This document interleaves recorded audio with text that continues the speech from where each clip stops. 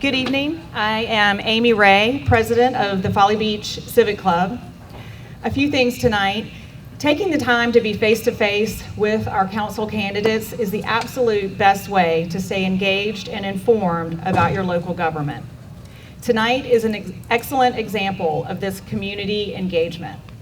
So I want to thank you, our audience members, for being here tonight. Our goal is to provide education, clarification, and perhaps new conversations once the forum concludes.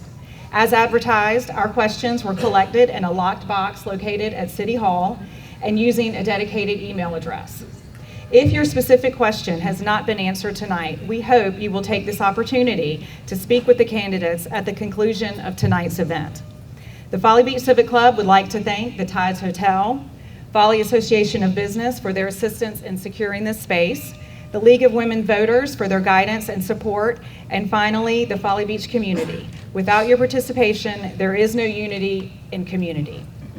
And finally, I wouldn't be doing my job if I didn't remind everyone here of the Halloween Carnival on Friday, October 31st. We still need candy, volunteers, cakes, all of that to make it a truly successful community event. So you can check out our website for more details. And now I will turn it over to Carolyn Murray, senior anchor with Channel 2 WCBD, our moderator tonight. Thank you.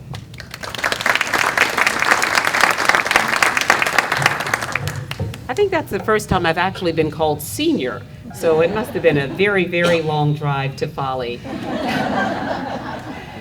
Good evening, everyone. I am so honored to be with you this evening. Thank you very much for allowing me to be a part of something that is so very important in our community. It is my pleasure to spend this evening with you. And again, we know that this event is sponsored in part, of course, by the Folly Beach City Council and also in partnership with the League of Women Voters, and we certainly are appreciative of the efforts that they've made to make sure that this candidate forum happens tonight. This forum is an opportunity for candidates to share their platforms and for you, the voter, to educate themselves.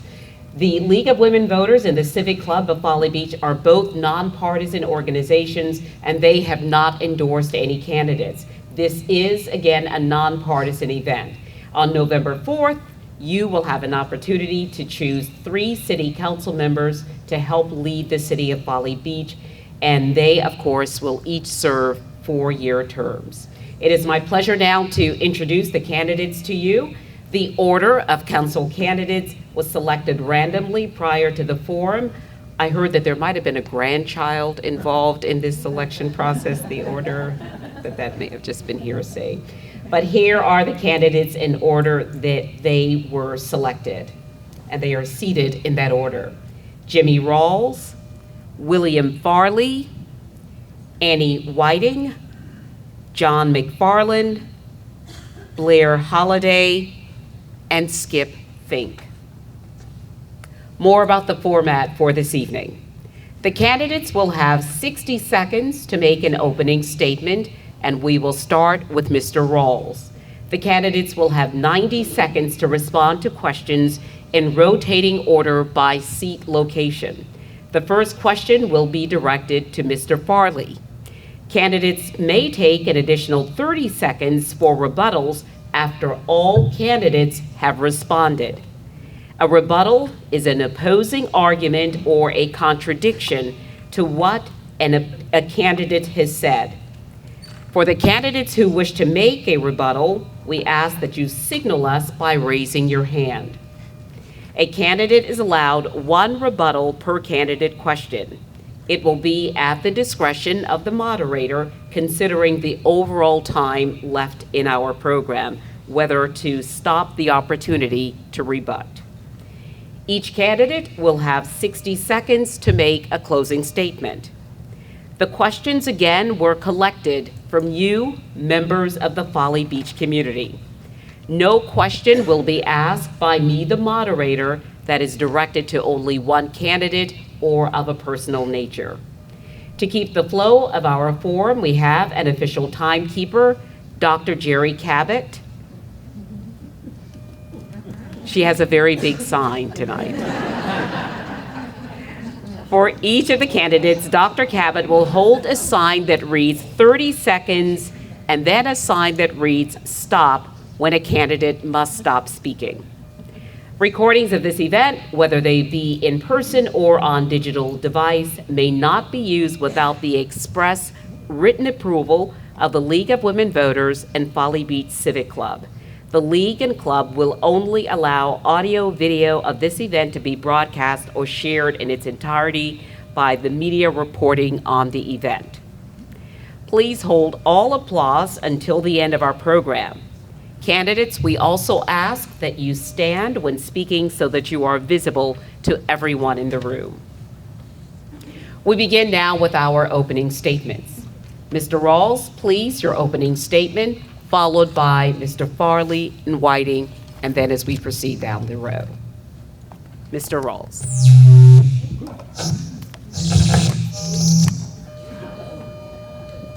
Can you hear me now? All right. Thank you all for coming. Jimmy Rawls. I've lived here for 25 years, raised a daughter here, accomplished a few things. I'm standing here tonight because I see powerful forces affecting our little barrier island. Climate change and sea level rise are undeniable. As people living on the ocean edge of the low country, we must be proactive and prepared as we compete with other communities for limited resources. We are adjacent to one of the most popular cities in the world with rapidly expanding population and wealth. We are an ever more urban beach town with no real off-season anymore. Our task is to elect leaders for council and mayor that understand these forces well and have the mental, physical, and emotional capacity to achieve the balance that is best for the residents, property owners, vacation renters, and day trippers. I'd be honored to serve.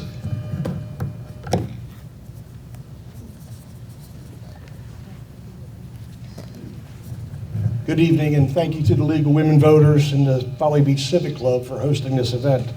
My name is William Farley, and I've had the privilege to be on City Council for the last 7 years, serving this community for almost a decade, including my time on Beach Patrol. Over the years, I've worked to be a team player and a consensus builder. Our city's strategic plan and annual report shows real progress.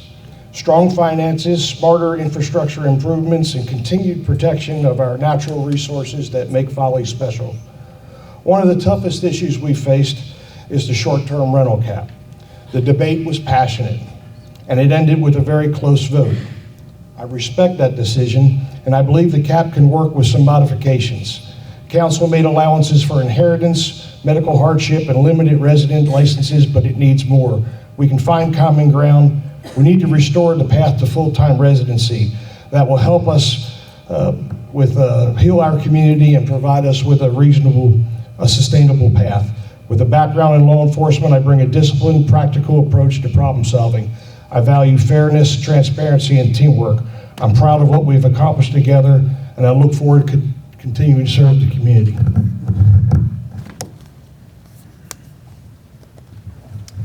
My name is Annie Whiting, and as many of you know, I'm one of the newer residents to the island. I did put my name in for City Council when I saw that initially there were only 4 people running for 3 seats. It's been one of the greatest things that I've done. I knew moving to Folly that this was a place that I wanted to have as my home for, honestly, the next 50 years if I can live that long. But this was the last home that me and my partner wanted to buy. And so we're committed to the community, committed to the residents, and through this forum, I know short-term rentals is the hot item. I think we'll have plenty of opportunity for you to hear my stance on that. I bring a construction management background, so I really think in terms of my strengths, working with all of the infrastructure projects that we have, keeping a balanced budget, even knowing the games that contractors play with us, I think I can provide some valuable insight. Thank you.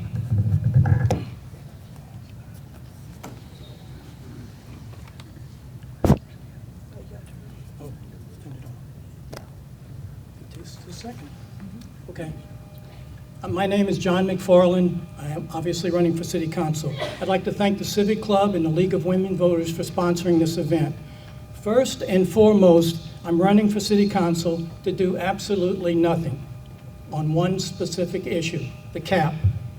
I will not vote to undo, undermine, or tweak the cap, period. I'll say more on this issue later tonight. I will, however, spend a great deal of time working on Folly's current problems. At the top of the list is flooding. Second is pedestrian safety. We need more sidewalks and less speeding automobiles. And finally, there's all those quality of life issues. I'll start with these three: noisy short-term rentals, a greater focus on senior issues, especially transportation, and better beach access for the disabled, including a new Adopt a Walkway program. Thank you very much. Hey folks, I'm Blair Holliday. My friends call me Doc Holliday, and I want to tell you a little bit about myself. I'm from South Carolina, born and raised here, and went to college across at MUSC, but I had the opportunity as a CEO to run a $100 million organization for the past 20 years, so I understand fiscal budgets, and I've had the opportunity to negotiate, work in very, very interesting scenarios. I'm here for one conversation, the STR. I'm against it. I'm strongly opposed to the STR. I believe there's got to be full and equitable property rights for everyone in this city. Okay, we've got to have one that makes up this community, and that includes, that reflects everyone, not just the residents, not just the visitors, but everyone, including hospitality.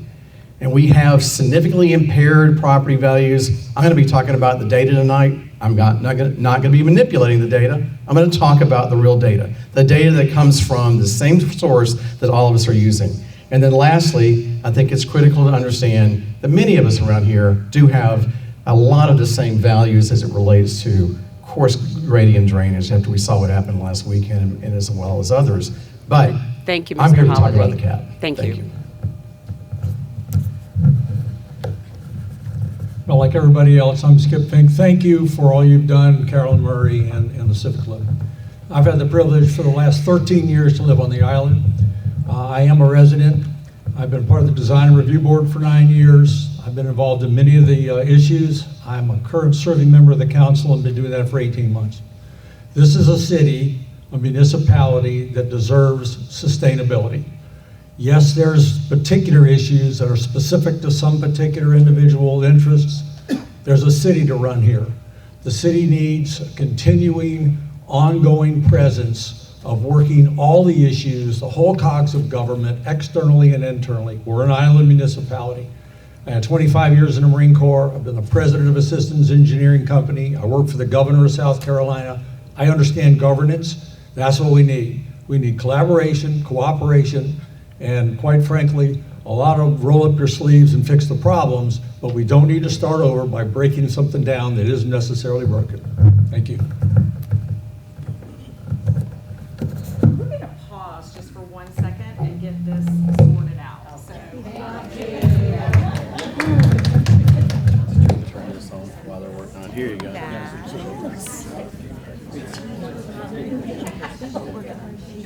Certainly.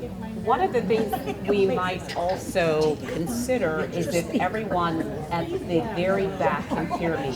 Can you all? You cannot. Okay.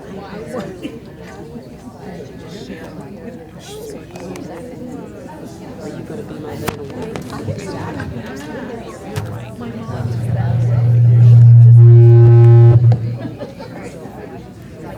It's off now.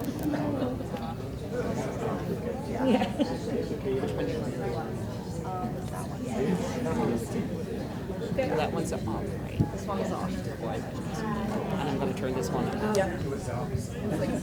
Here we go.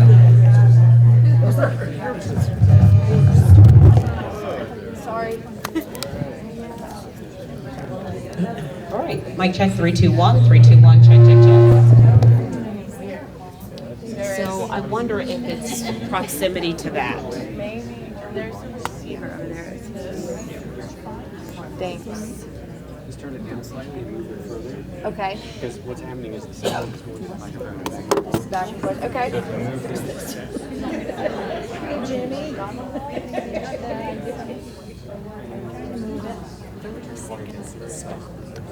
Mic check 321, 321, check, check, check. Let's try it over here.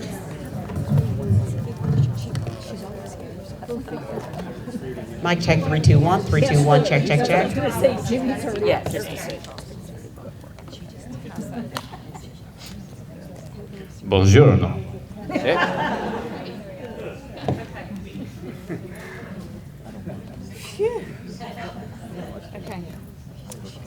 So. Yes. Thank you very much for your patience and flexibility. Candidates, thank you for your opening statements. A quick reminder, you have 90 seconds to respond to the questions. I will ask the question once to each candidate. If you would like me to repeat the question, I am happy to do so. We begin with Mr. Farley. The question is, please describe the experience, skills, and abilities you possess that will enable you to be an effective council member. Include how long you've lived on Folly and your involvement in community activities. I've lived on Folly. Please stand. I've lived on Folly since 2016. I had a career in law enforcement. I was worked for the Gaston County Police in North Carolina. That's just southwest of Charlotte, North Carolina. I stayed with the same department, became chief of police in 2001. I remained chief until 2011 when I retired. I'm a graduate of the FBI National Academy, which is an elite management school for law enforcement. About 1% of all managers get to go to that prestigious organization. I have a master's degree from the University of North Carolina at Charlotte in public administration. I have the Municipal Association certification for public official, and I've been on council for 7 years. I think that, and 2 years on beach patrol, and I think that gives me a lot of experience to draw upon and make valuable decisions and act accordingly as far as city council is concerned. I think I got everything. Do you mind repeating it so I can make sure I hit all the points? Certainly, and I will repeat the question for each candidate.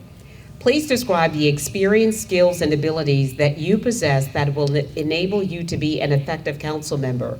Include how long you've lived on Folly and your involvement in community activities. And again, candidates, if you would please stand while responding. Thank you.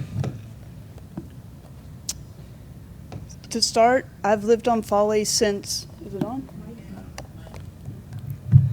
To start, I've lived on Folly since February. I do believe that's a well-known fact. Very involved in the surf community, visiting our local bars and restaurants, seeking to become more involved with the community, and making my attempts at those efforts currently. In terms of why I'm qualified, as I've said before, I do construction management.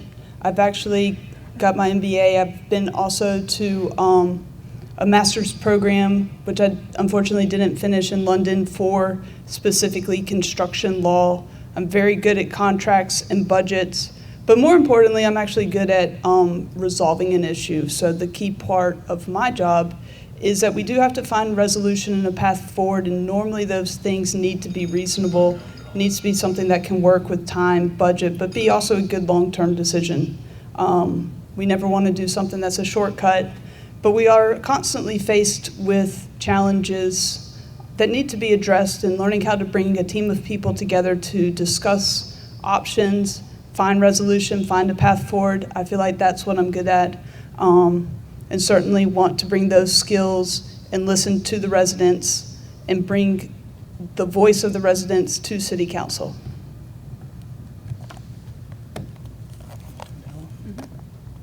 We should not ask it again. I will ask the question one more time. If I could get you to turn the microphone off for just a moment, and I will ask the question. Okay. Thank you, Mr. McFarland. Please describe the experience, skills, and abilities that you possess that will enable you to be an effective council member. Include how long you've lived on Folly and your involvement in community activities. Thank you. I'll start by saying for many years I was a school teacher. I taught biology for many years. It takes a lot of organizational skills and I think a lot of patience. I'd say my skills are primarily I am quite a good listener and a good organizer. Of course, that all ties together. I would say my abilities, I am patient, passionate, and hopefully persuasive. How long have I lived on Folly? Well, actually, I've lived on Folly for 3 months. I think that's common knowledge, but I was hoping she would say, how long have I been involved at Folly or owned property? And then I would say 30 years. We bought first in 1995, and most people now know we have long-term rentals, and we bought those in 96 and 97. If you're going to ask how active I've been as a community advocate, I would say 4 years. Since Save Folly's Future was formed in the spring of 2021, I have been extremely active. Thank you. Thank you. Mr. Holliday, please describe the experience, skills, and abilities that you possess that will enable you to be an effective council member. Include how long you've lived on Folly and your involvement in community activities. Okay, I'm happy to describe that. So I mentioned to you earlier that I've spent a fair amount of my life in the public sector, working in nonprofits, but mainly running very large organizations, including spending a lot of time at the negotiating table. I worked in the White House for quite a while on Office of Science, Technology, and Policy, and had the opportunity to determine whether or not how negotiations should be effectively done versus how they shouldn't be done. I understand the middle ground. I understand walking the line. I also understand that there's an opportunity when you use negotiating skills that you've got to do it empathetic, a fair, and a meaningful way. But I also don't back down from my priorities and my values. And my values are going to be crystal clear tonight. The bottom line is, when you spend your time in public service and when you spend your time, like many of these people that I respect tremendously at this table, when you spend your time working on solutions, you've got to know how to. And I spent my entire life, whether I'm on a board of director, whether I'm working in public service, or whether I've been here at Folly. I've lived here in the past almost 2.5, 3 years, but I've been renting here for 30. And I've been part of the short-term rental process, not as a real estate agent, and not anywhere possibly even involved in the real estate agency, but because I was a consumer of what this island had to offer. And I saw what happened. And I want to talk about how we can fix it. Thank you.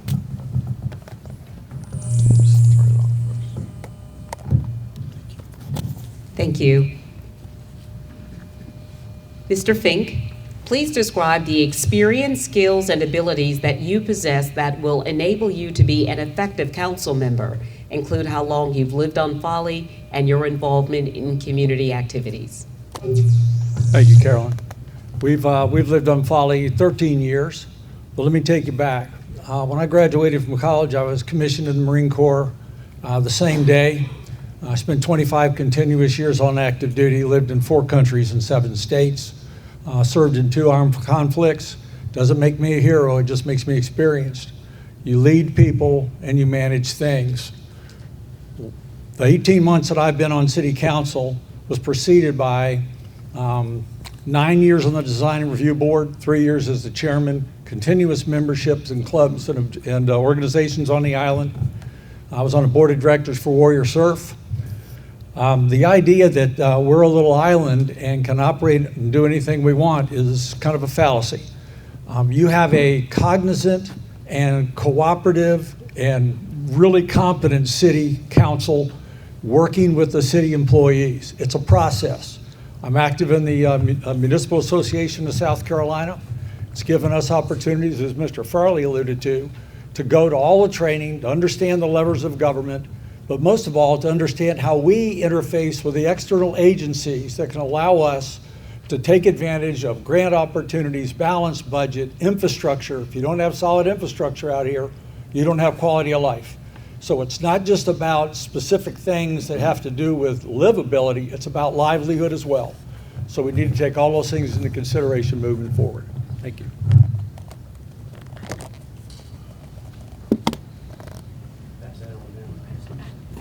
All right, as the mic makes its way back down the aisle, Mr. Rawls, please describe the experience, skills, and abilities that you possess that will enable you to be an effective council member. Include how long you lived on Folly and your involvement in community activities. I've been near saltwater my entire life. I grew up on the coast of North Carolina. My parents sentenced me to Spartanburg to go to Wofford, and then I made it here. I went to med school and residency here, married my lovely wife. We lived on Sullivan's for a while, and then finally made it to Folly in '99. It's been great. I can't say that I've been really involved in Folly politics or anything except for a few specific events. But I have had some leadership positions in my medical world. I've been chief of surgery, made it through getting 2 different medical patents. They didn't make me any money, but I learned a lot. I think I bring a different perspective, and that's actually more of a value than perhaps experience in government organizations and such. I'm the guy that's gonna, as I did last time here, think of, let's build a pink parking garage that's 5-story tall and make it work, and think outside the box. That's kind of how I see myself on this council, is to be the guy to say, what if? Why don't we try this? Can we talk about that? When most people zig, I usually zag. I didn't think everybody else was going to wear a suit. I thought I was the only one. But anyway, yeah, I think my value is that I think outside the box. Also, I'm willing to talk to anybody and listen to everybody about controversial issues. Thank you. Candidates, our second question. We begin with Ms. Whiting. Describe 2 pros and 2 cons for the cap on short-term rentals, and tell us your position on the short-term rental cap and why. 2 pros to short-term rentals. The first is creating an island for the residents. The second is quality of life. I think that there have been many complaints with the different people that occupy the short-term rentals. As residents, we want an island that, where we know our neighbors, there's people invested. Clearly, many of you are invested. 2 pros and 2 cons for each. Thank you.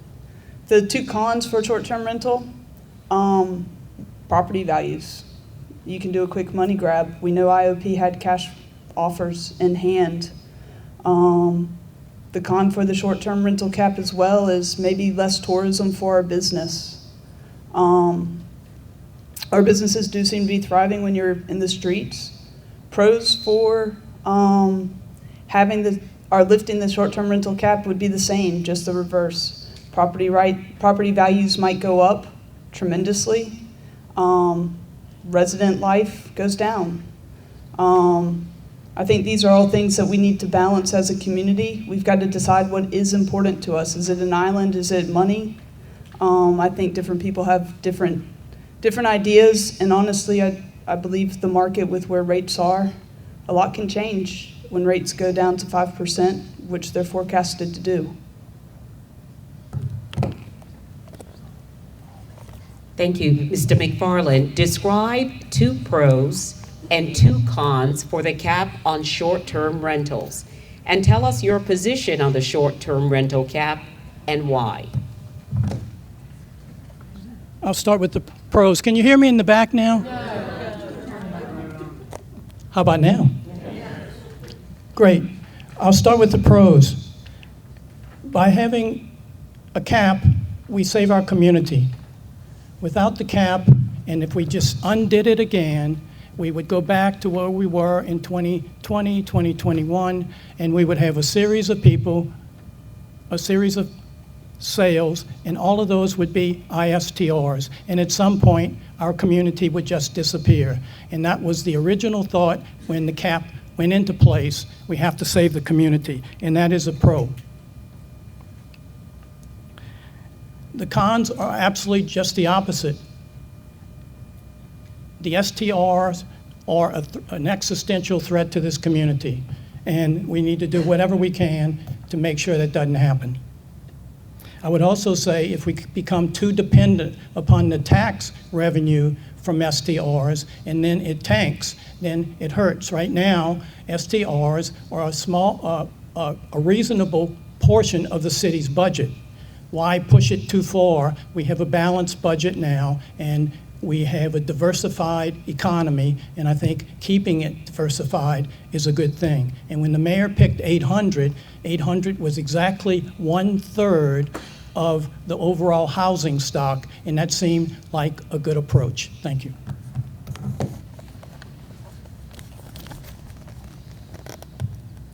Mr. Holliday, describe 2 pros and 2 cons for the cap on short-term rentals, and tell us your position on the short-term rental cap and why. Okay, so I've been exercising my brain to come up with two pros, that is. And I'm going to tell you what I think the 2 pros are. I do think that it allows us to think about the community. It's an exercise to think about what's best for the community. That I do agree with. Secondly, I do think that it has allowed us to look at our businesses and what the impact could be on what the cap has done to our businesses and the homeowners. But the businesses are an important part of our community. That's my answer for the pros. The cons are significant. I don't know if I can come up with 2, but I'm going to tell you my position. Again, I want to remind folks that I'm not in real estate, so I don't want to align with any part of the conversation that somehow I'm biased here. I am not, but I'm going to talk about the median sales. The median sales prices on single-family detached homes in 2024 compared to this month is 40% to 43% down. Now, there is an answer. If the property values are plummeting, and we're looking how our homeowners are going to be affected by this decision, there is a significant concern about how we are protecting our property rights. Number 2, what about what's happening with the inheritance tax? The inheritance factor. If you happen to buy before the cap, you can pass this on provided you die to your children. But people who buy after the inheritance, after the actual cap passed through, they don't get a chance to do that. Their children don't get to. So we are now back to an issue where it's a have and have-nots. That's my 2 cons. Thank you. Mr. Fink, describe 2 pros and 2 cons for the cap on short-term rentals. If you could turn the mic off for just 1 second, thank you. Sorry. Thank you. Describe 2 pros and 2 cons for the cap on short-term rentals and tell us your position on the short-term rental cap and why. Thank you. Okay, balance of a community is probably a mainstay of whether or not you are a tourist resort or you a tourist destination. I think we all agree having tourism, having the free flow of visitors is important to the businesses and everything else. But if you think that you want to just have everything open to be a short-term rental, the pros to that is you're not going to have your community anymore. So it's balanced right now. It's a fair amount for each. The other pros obviously are it does give investors the opportunity to buy here. There are other ways you can still have property and licensing here through owner-occupied rentals. There's a plethora of solutions that we can either tweak or work on. But for the pro side is that we want to know who's at the post office with you. It's kind of nice to meet somebody with just their key, checking their mail, not a key ring full of mails because they are looking after 7 or 8 properties that aren't even residents here. The idea of having a consistent government that can provide the services for the residents is the mainstay of having a community. You have to have public works, you have to have public safety, you have to have those ingredients, those cogs in the wheel that allow you to be an individual community. We're an island, that makes it tough. Thank you. Thank you. And as the microphone makes its way back to this end of the table, the next question for Mr. Rawls. We ask you to describe 2 pros and 2 cons for the cap on short-term rentals and tell us your position on short-term rental cap and why.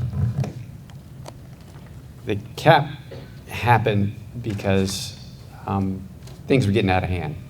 we were tilting more and more towards Myrtle Beach, towards short-term rentals that were loud, people catering to party houses, all that, and we had enough of it. So came to a crisis. Almost half, a little more than half of us voted for it. It did work. That's one pro. It has brought us a pause. That's the second pro, I guess. It's given us some time to have a conversation about this. Negatives are that it's divided us. There's a lot of anger.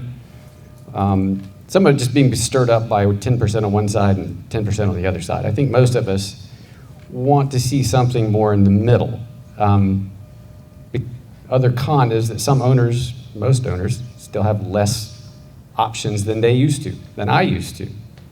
My position is that I like to fix complicated things, and I'm pretty good at that because I look outside the box for answers. I look at things from a different angle. I ask questions. I talk to everybody, and I think this is a good place for me to do that. Thank you. Mr. Farley, describe 2 pros and 2 cons for the cap on short-term rentals, and tell us your position on the short-term rental cap and why. So the folks that want the cap and they want it to remain unchanged, those folks love Folly Beach. And the people that want to kill the cap and get rid of the cap, those folks love Folly Beach. Folly Beach is our baby. We all love Folly Beach. But these hard positions is a divisive sword. I think we need to realize, like King Solomon, we need to quit cutting our baby in half. Instead of talking about 2 things that are positive for one side and 2 things that are positive for the other side, let me talk about 4 things that are positive for the middle ground. We can help mitigate some of the harm that some people have experienced by finding middle ground. We can create a pathway for ownership for people. A lot of people rented before they became full-time owners. We've eliminated that path for folks. That no longer exists. You have to buy here, be ready to buy here, be ready to move here. We can stabilize our real estate market by opening it up just a bit for people that want to come here and live here. We can lead to some healing for our community, and we can develop a cap that we don't have to fight about every 2 years about keeping it or getting rid of it. We can agree, we can come together in the middle, and we can have something that is sustainable and something that will last. I'm for the cap, but I'm for finding middle ground so that we can keep it.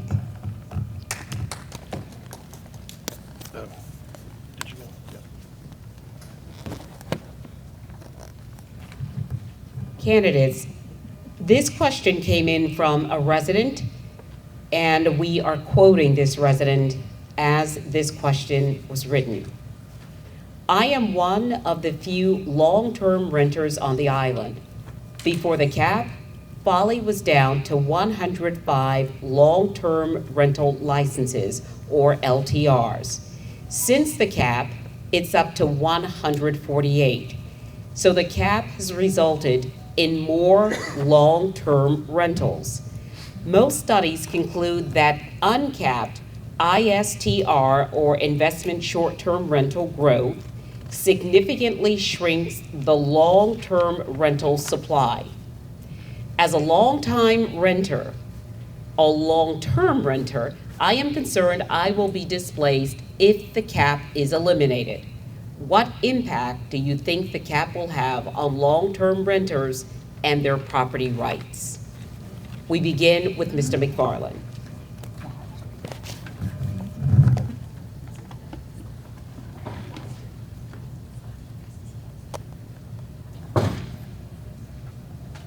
This long-term renter is a lucky person to still be living here.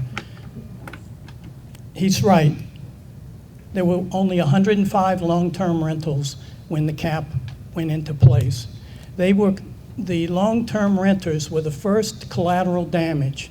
Over the last 10 or 15 years, most individuals, and there were probably 300 or 400 long-term rentals, most of those were switched over automatically to Airbnbs, and we all know probably somebody that had to leave the island. There's hardly any question about that. And they're right. We went down to 105 and we're creeping up very slowly. And he's lucky to still be here. And I would say that it's going to be very difficult for that number to get much higher. But there's no question that if we undid the cap or just released it completely, we would begin to fall back below it. Because I think at the lowest point, there were about 85. They weren't very many. I should know because I have 4 of these long-term rentals, and I have had them for about 28 years. And my tenants are very happy to have those. I don't have any desire to change them, and I have to stop. Thank you. I will quote the resident again. I am one of the few long-term renters on the island. Before the cap, Folly was down to 105 long-term rental licenses. Since the cap, it's up to 148. So the cap has resulted in more LTRs. Most studies conclude that uncapped ISTR growth significantly shrinks the long-term rental supply. As a long-term renter, I am concerned I will be displaced if the cap is eliminated. What impact do you think the cap will have on long-term renters and their property rights? Thank you. It's a good question. And so you have to start by looking at what happened with the short-term rentals on this issue. So before the cap passed, the number of folks who were part of that long-term rental process who didn't report to the city that they didn't have licenses, all of a sudden flew through the roof. In fact, I have confirmation on this, that the number of licenses went dramatically up just prior to the cap, creating more of an STR need for licenses, okay? Ergo, that also helped with the A tax, of course. But on the long-term rental side, what are we talking about here? We're talking about several of the issues that affect these folks who can't have, 1, affordable housing, 2, the opportunity to long-term their house less than 30 days. They have to be gone for 30 days. They can't be gone more than 72 days, as you know. And so if we're really looking at an opportunity to provide long-term rentals and folks to go back to a scenario where they could, in fact, be able to rent freely, why do we want long-term rentals to be affected at all? We don't. What we want is to eliminate the short-term rentals so we have the opportunity to at least revisit the flexibility of those individuals so they can, in fact, rent as long as they want without having to leave their house for 30 days at a time.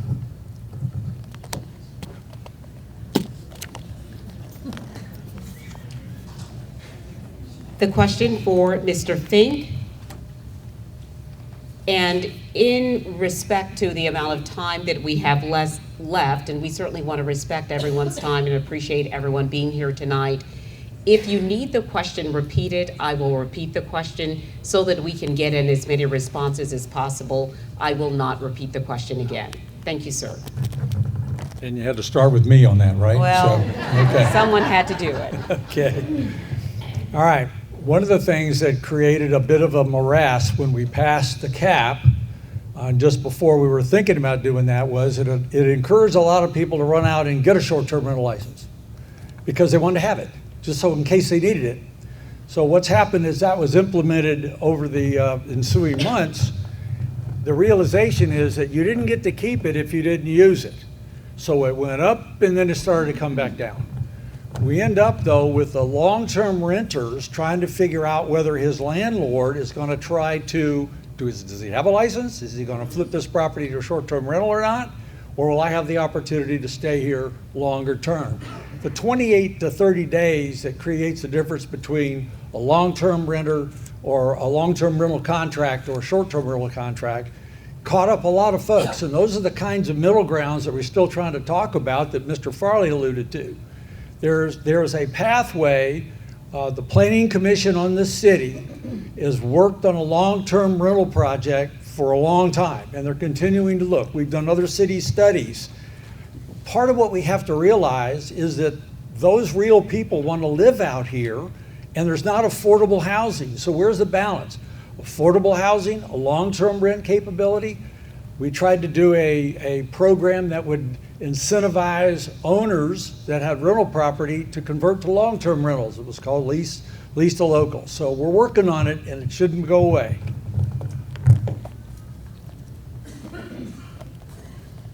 Go along, Jerry.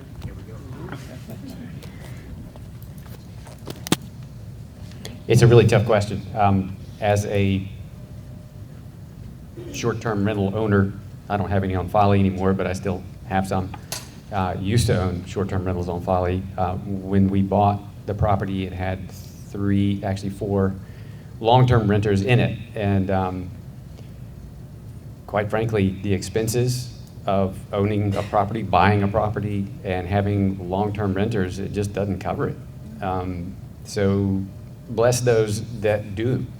And if there's something that the city can do to encourage, especially people who've been doing it a long time, like John, to keep doing it, any kind of incentives that we want to do, that's great.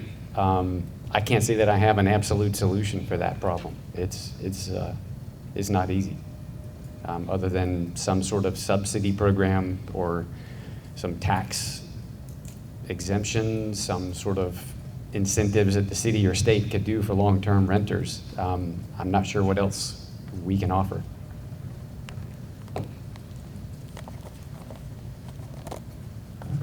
Dr. Rawls is actually completely right. It's just a matter of economics, and the person that has the long-term rental is indeed very lucky, and it is good that people like John will have properties that are available for long-term rentals. But also respect the property owner's rights to do what they have to do to maintain the property and hold on to the property.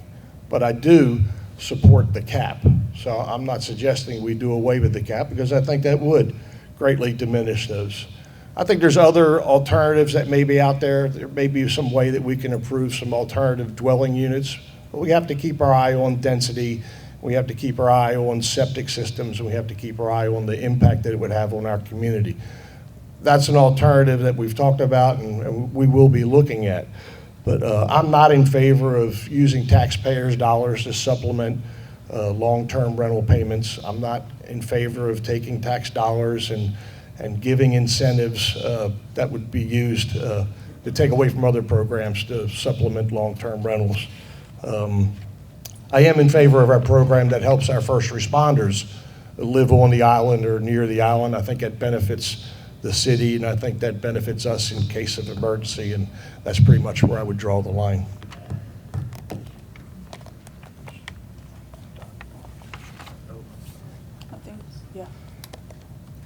So I absolutely think that if we didn't have the cap, we'd have reduced long-term rentals. Math is math. These things are complicated, they're nuanced. On the one hand, we all want our property values to go up. On the other hand, we want to have our servers, our first responders, to have a chance to live on the island. We're all fortunate to be able to live in this beautiful place. I walk my dogs on the beach. It's amazing. Every morning it's amazing. So I think as Folly, as a community, we have to think about how do these things really affect the community in the long term, not just the short term, property values going up. Yes, it's great that your net worth goes up. That's fantastic. But that also might come with the island being unaffordable. You know, I've got stepkids, nieces, nephews, and you wonder, can they even afford to live in Charleston, much less Folly? So these are complicated issues that we need to address. Thankful for people like McFarland that are keeping their properties long-term rentals. I think it is critical to the life of Folly and keeping Folly Folly. And I do believe these are more nuanced discussions. As much as we've all liked property values increasing, I think we all kind of miss the days where, you know, you could buy a house and it not be $1 million.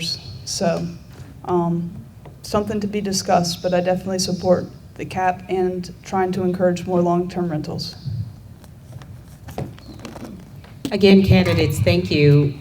Again, with respect to the amount of time we have left in our forum tonight, I would like to try to get in at least 2 more questions, and then of course we look forward to your closing statement.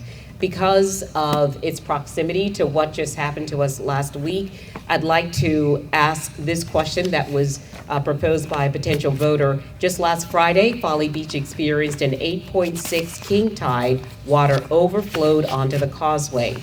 As a city council member, what specific actions would you propose to lessen the impact of sea level rise, flooding, natural disasters, and erosion? We begin with Mr. Holliday. Okay, so, yeah. Yes. Okay. Yes, last week with our king tides was a catastrophic event for many of the streets of our beautiful island. But I will say that this is one thing I do believe that City Council is working on aggressively and has done a good job on. And there's a Folly 2025 Planning for Water process that they've been working on that really outlines, I think, a very spirited opportunity to look at both the infrastructure, the drainage management, the land management here, how we're working on building code modifications in the marshlands, near the causeway, even education. It's a pretty significant report that's being implemented, and I have to applaud them on that. I think we have to follow through. We have to follow through on making sure that, because NOAA is telling us, that's the National Oceanic Aviation, they're telling us that in fact that the sea tides are rising, that by 2050 you're going to have another foot of water. So we don't really have a choice. This is data. We're not here to argue it, but I think there's an opportunity for us to support that plan. And I'm a strong believer that that plan should be enacted and all the appendices associated with that plan. Thank you.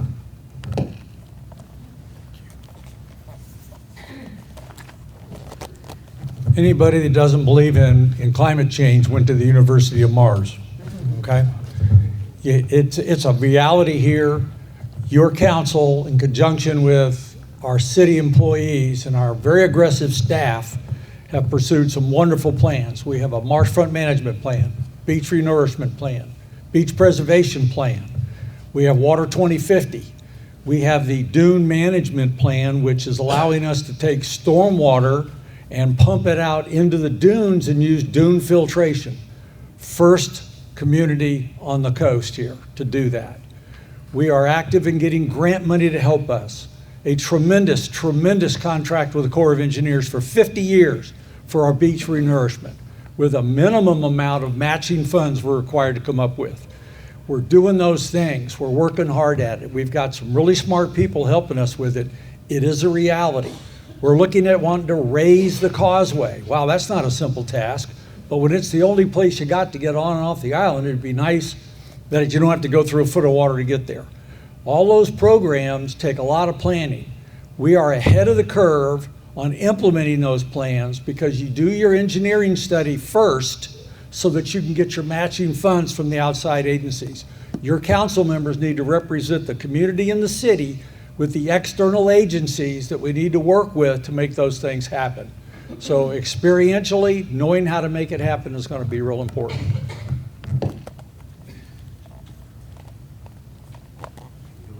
I got to quit meeting you like this.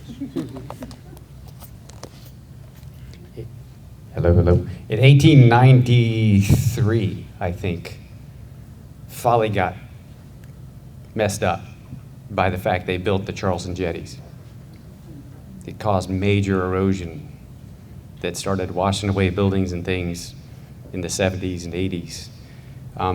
Turns out that's a blessing. What that has done is put us in the lead with wonderful governance and federal funding for our beach renourishment. We have more experience than just about any island on the East Coast with this stuff. As a council person, I would continue that fight. It's one of the forces I talked about in my opening statement. It's a big deal. Climate change, more frequent hurricanes are going to be a reality for us on this tiny little barrier island for as long as we can live here. We got to have a strong government to do that. And we're way in the lead, and that's a wonderful, wonderful thing. I've been to a lot of hurricanes. I've lived on the coast my whole life. As a council person, I think that gives me an advantage to know not only what to do before and during, but also after. If anybody's ever been through a hurricane, you know that getting home and figuring out your stuff. Where is it? What happened? Where's my house? Where's my car? Where's all my, things, my dog? That's the reality after a hurricane that a lot of people don't understand, but I do. So I can be there.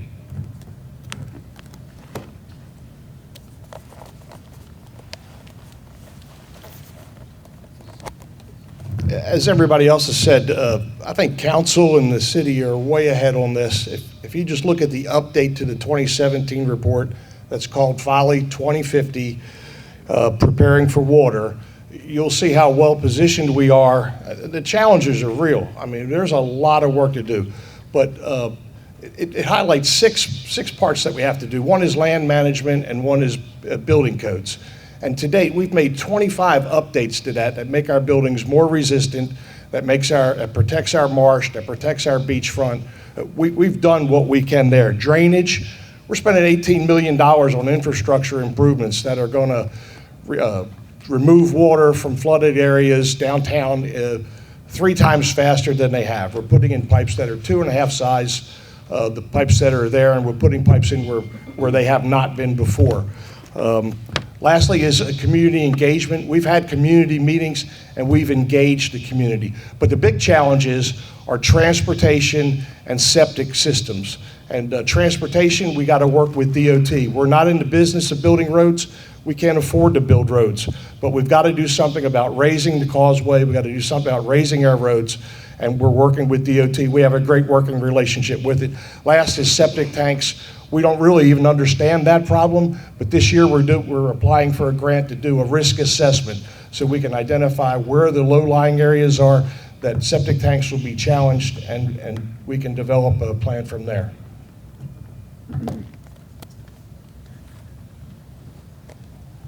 So to echo what so many have said, I think City Council and our local government's done a fantastic job in this area. We've got a great partnership with the Corps of Engineers. We've got the dune renourishment. As much of an issue as STR is, this is really kind of the nuts and bolts of City Council and what we need to be working on and focused on. This community, making Folly a place that we protect and that we live in. So I think that council deserves a round of applause for what they have done. They've set us up for a great future, continuing to monitor those projects, get grants. All of it takes a lot of planning. These are projects that you really need to execute correctly with the cost of them. You don't want to have poor engineering or poor calculations. So continuing the path that we're on, continuing to monitor it, and working with the engineers.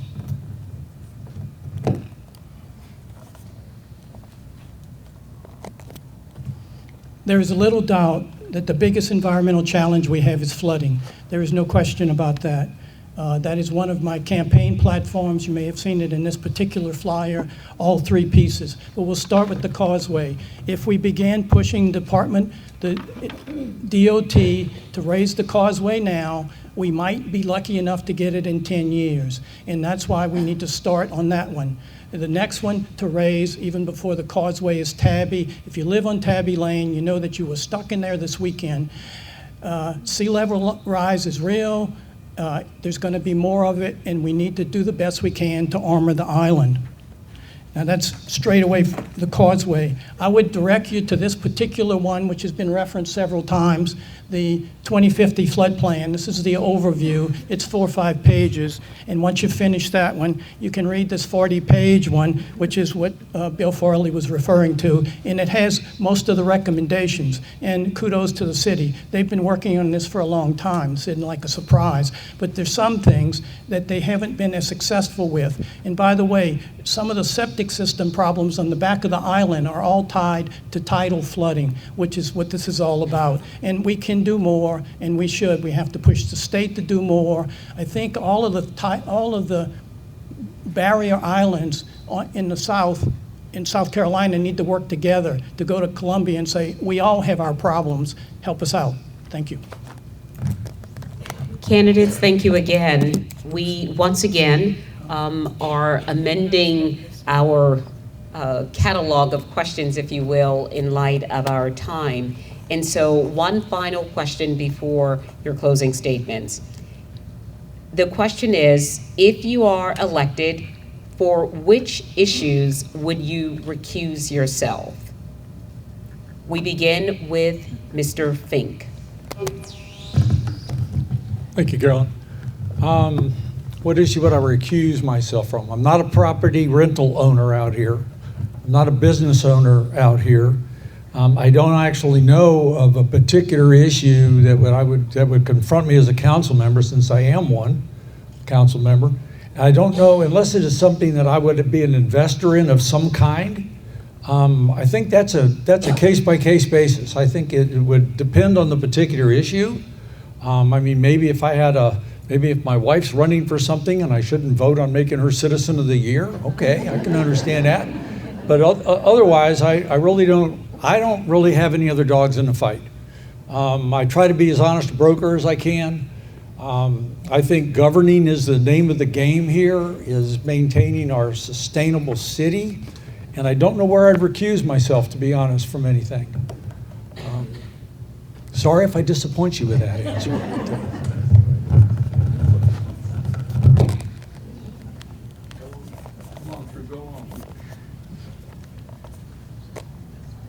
I've got a amphibious barge I want to sell.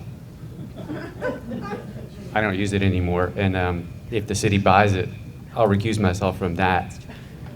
But otherwise, I don't have any short-term investments here. I don't have any gain that I can fathom from doing this job.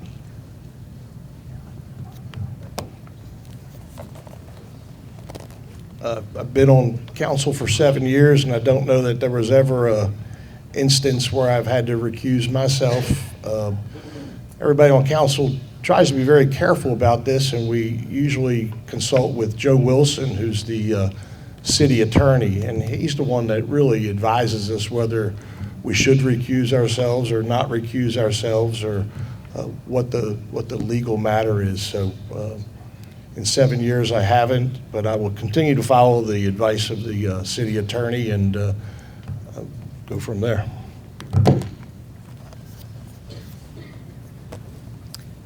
I don't see any need at this time to recuse myself on anything. My partner will tell you I have dreams of owning a restaurant on Folly. Every week there's a new idea, but that's going to be far down the road. So when that time comes, maybe I'll have a reason.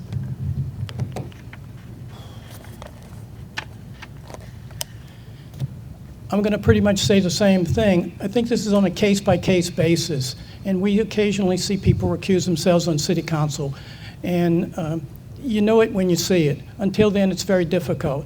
In my particular case, I can only imagine that somehow, since I own the 4 long-term rentals, and it's in the commercial district, if we do rezone or make some effort to change anything in the commercial district, then that could theoretically benefit me in some way, and I might have to recuse. It just depends on how the thing is written. It's really impossible to know till you're there. And I think that's the same answer with all of us. Thank you.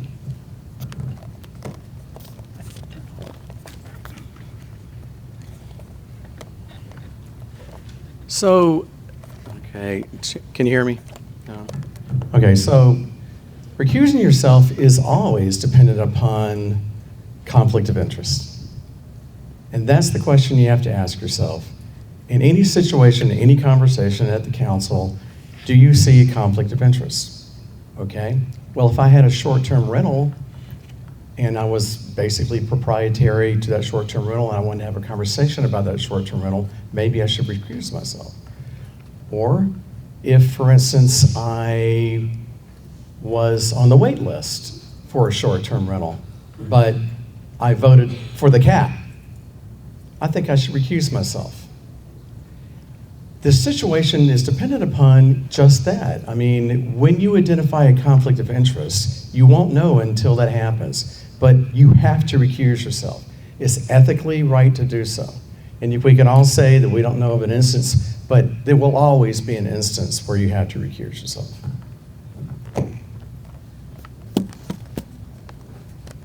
Thank you, candidates, and I appreciate your brevity with answering that question. It allows us time to get in an additional question. And so the question is, what do you see as the top 3 priorities that the city council needs to focus over the next few years? What do you see as the top 3 priorities that city council needs to focus on over the next few years? And Mr. Rawls, we begin with you.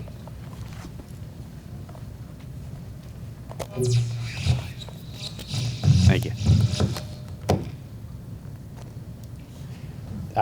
Number 1 for me would actually be pedestrian pathways and traffic safety for this island. I like to run, and I'm not faster than the cars, so it's a problem.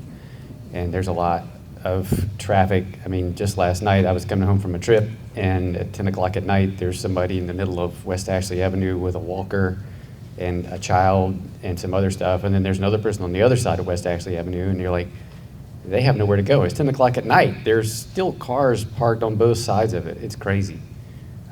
We should be able to walk from one end of this island to the other and back and forth on this island from river to marsh, from marsh to ocean without fear. So that would be my number 1. Number 2 is the elephant, the STR, making that better. Number 3, I think we keep having to come back to taking care of our beach, taking care of our island, taking care of our marsh. Our council is well on that, but there's no reason not to count it as number 3. That's a top priority that we must keep on the list.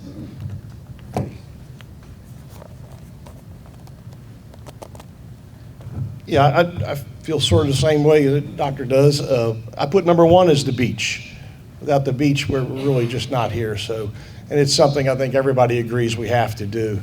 Number 2 is infrastructure. We got to get ready for the planning for water, the 2050 report. Read it. There's a lot of work we've got to do. We're making significant investments, but we need to continue that. Transportation is going to be a big nut. We got to work with DOT, but it's going to be a real challenge. It's expensive. And septic systems as well. We don't really understand the full extent of the problem. We know there are low-lying areas. We know they'll be challenging for our septic system. Luckily, we do have a sewer system. We just need to start looking at that real hard. And third is quality of life, pedestrian paths, public safety. These all affect the quality of life, and I think we're doing a pretty good job with that. We're putting in pedestrian paths almost as quickly as our staff can manage projects, and I think those are the top 3.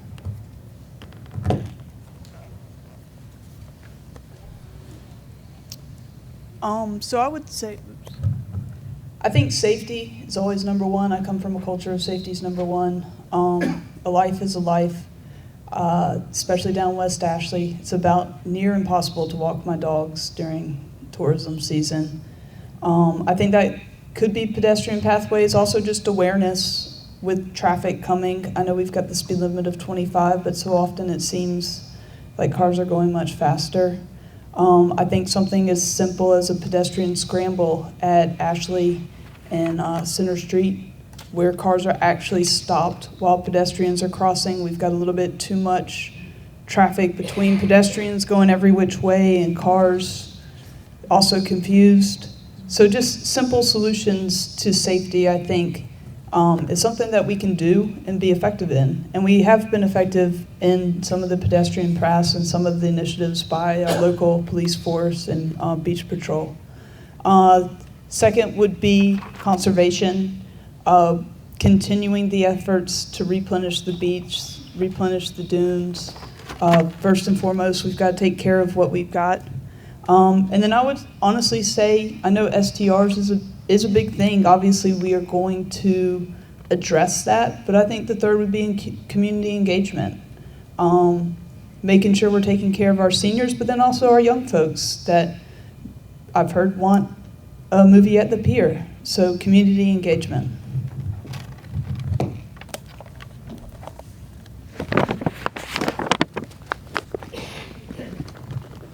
I think the biggest problem is environmental, at least number one, and that would include flooding, and flooding is tidal, flooding is also torrential, which is completely different ponding.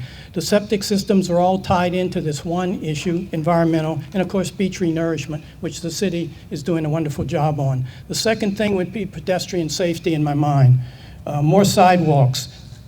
I'm all for an end-to-end island path. It's part of my platform planks. We do need more crosswalks, better signage on the crosswalks, and we need less speeding, which means more enforcement.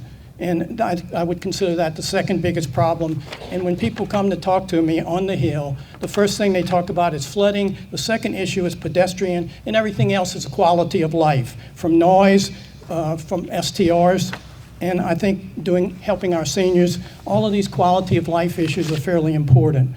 Better beach access. I'd like the Parks and Recreation Commission to be reinstated for them to do a lot of good work. And I think something that's important that hadn't been mentioned too much, and that's workforce housing. We can do something to help the first responders to find their way closer to Folly. I think that's something that hadn't been mentioned, and I would list the things as environmental, 1, pedestrian safety, 2, and a plethora of quality of life issues as number 3. Thank you.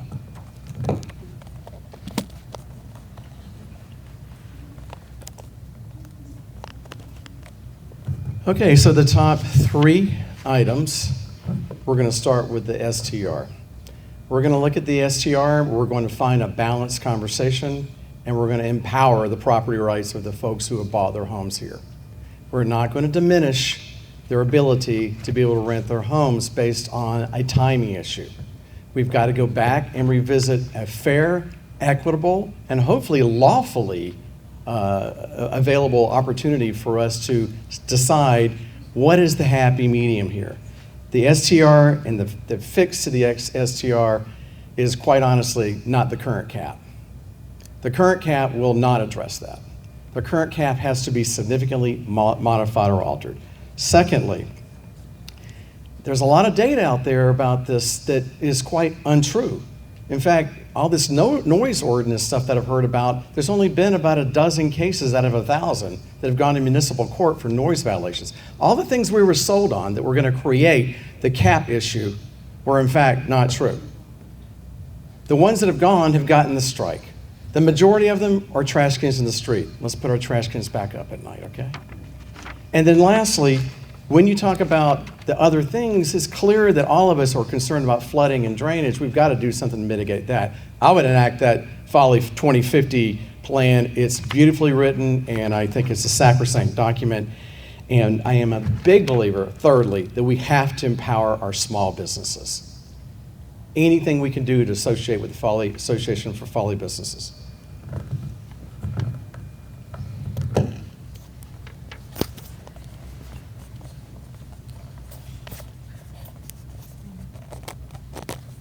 The ON-OFF switch.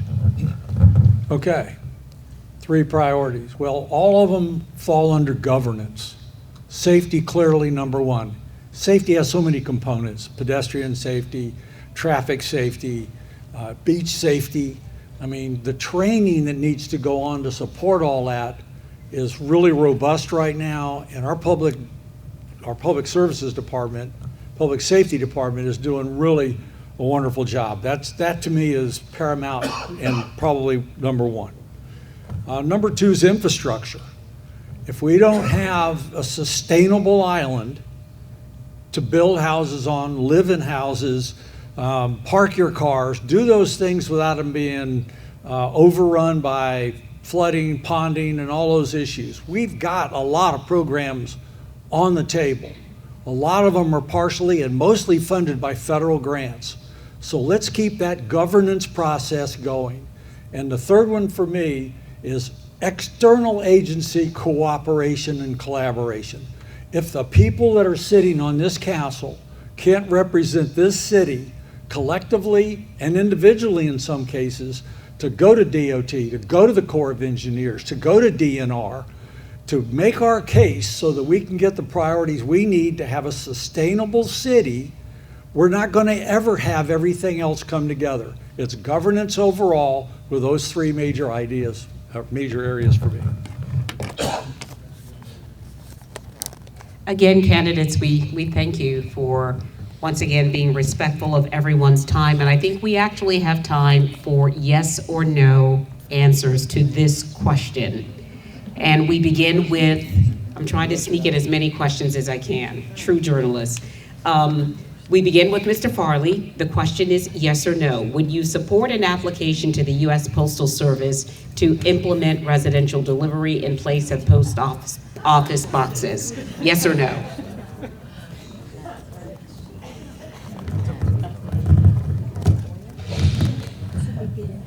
I would love to have mail delivered to my house, but no. I think it would create too much trouble with post office boxes in the right of way and another obstacle for traffic, and it would not help us with the traffic safety. I would say no, because I like seeing neighbors and the community bulletin board. I would say yes. It never hurts to try. If they say no, which they probably would, we'd be back where we are, but it wouldn't hurt to try. Okay, I thought this was only a one answer solution. Yes or no? So the answer is no. No.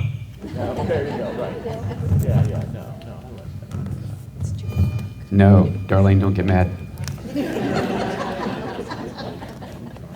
Again, candidates, thank you so much. It is time now for our 60-second closing statements.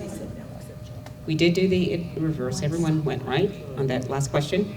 We will proceed in reverse order from opening statements. And so we begin with Mr. Fink, and then Mr. Holliday, McFarland, Whiting, Farley, Rawls. Thank you. Okay, thank you again for everyone for coming. I believe in community service. I believe in the opportunity to be a part of a community and to serve the community. I relish the fact that I've had 18 months to be on your city council. I've learned a lot. You don't know what you don't know until you can get in and roll up your sleeves and learn it all. It is a process. Remember, I talked about in an earlier forum, the OODA loop. You have to observe a problem, organize to solve it, make the decision, and then act on it, and then repeat it. And that's what governance is about. That's what a council member should be doing on your behalf. Should be listening to you, we should be communicating with you, but more importantly, we need to represent you internal to this city with your staff, and external from this city as your representatives to those external agencies, because they're all important for what our little island can do. We're not going to solve the national problems, but we can keep our problems in check.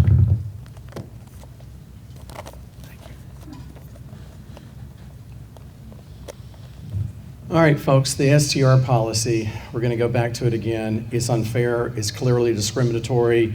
Any policy that chooses who loses is not equitable, period.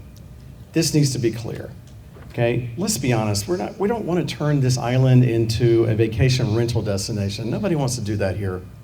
What we want to do is make sure there's policy that's equitable and fair and that protects your right, if you want, to rent. I think the waiting list is outrageous. I think there's people who are on the waiting list that shouldn't be on the waiting list, particularly if they're pro-cap. I don't understand the hypocrisy of that. I quite honestly don't understand the inheritance deception for those who bought before versus after. It doesn't make sense. I think the negative impact on our consequences of our property values drives this conversation. It's still a divisive issue. And I firmly disagree with many of what's been said tonight. I think we're all being severely affected. Even Ms. Whiting admitted the fact that Isle of Palms is renting at 95% or selling at 90%, and we're selling at 86%. We have a problem. We have to fix the cap, and we have to find a solution to it.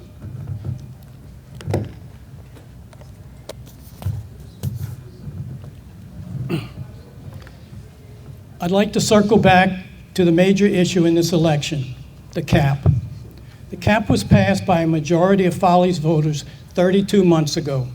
By state law, the city council has the right to change a successful referendum at any time, just like any other ordinance. But Folly City Council members did not change the cap. because they accepted the decision of the voters no matter their previous positions. Because the cap was approved by a public vote, the only fair way to change it is by the same method, namely a public vote. If anyone in this room, sitting here or in the audience or tomorrow night, thinks the cap is not right for this community, the path forward is clear. Write your own petition. Collect the necessary signatures and ask for a public vote. Your petition should be decided by the voters, just like the original petition was. That's democracy. Thank you.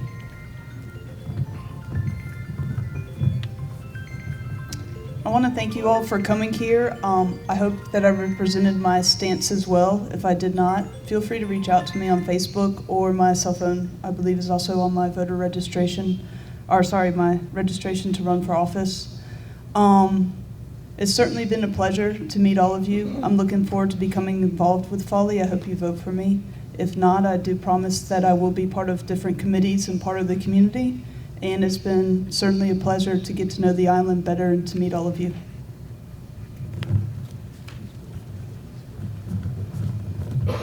Over the past 7 years, Folly Beach has made real progress. We've strengthened the city's finances, we've invested in infrastructure, improved drainage, built new pedestrian paths, and provided better training and equipment for our first responders.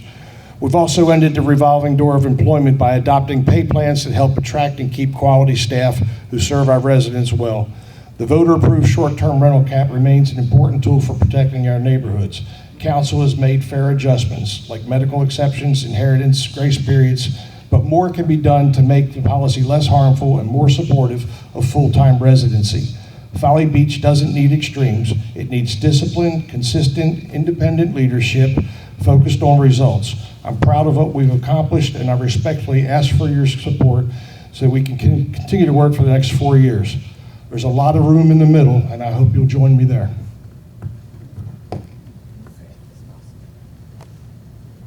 Like I alluded to in my opening statement, there's a lot of forces at work on Folly that affect us. Climate change, and just being next to Charleston and ourselves being unbelievably popular.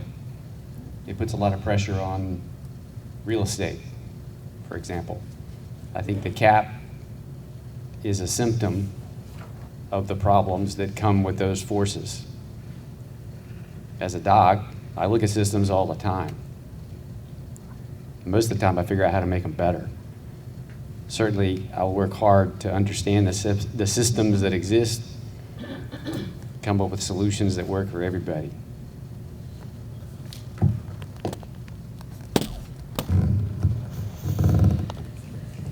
Ladies and gentlemen, our candidates for Folly Beach City Council.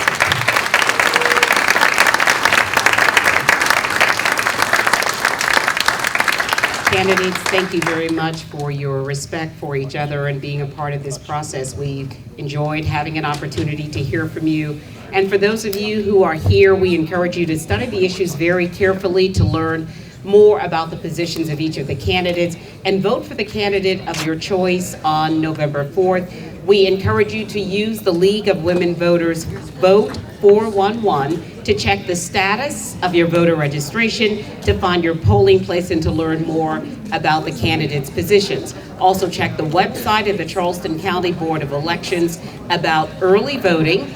Early voting is available Monday, October 20th through Friday, October 31st. Again, we thank the Tide Hotel for permitting us to use this space. Again, thank you to the candidates, thank you to the League of Women Voters, and also thank you to the Folly Civic Club for organizing this event. And we look forward to perhaps seeing many of you tomorrow night. Thank you again. I appreciate being a part of this process.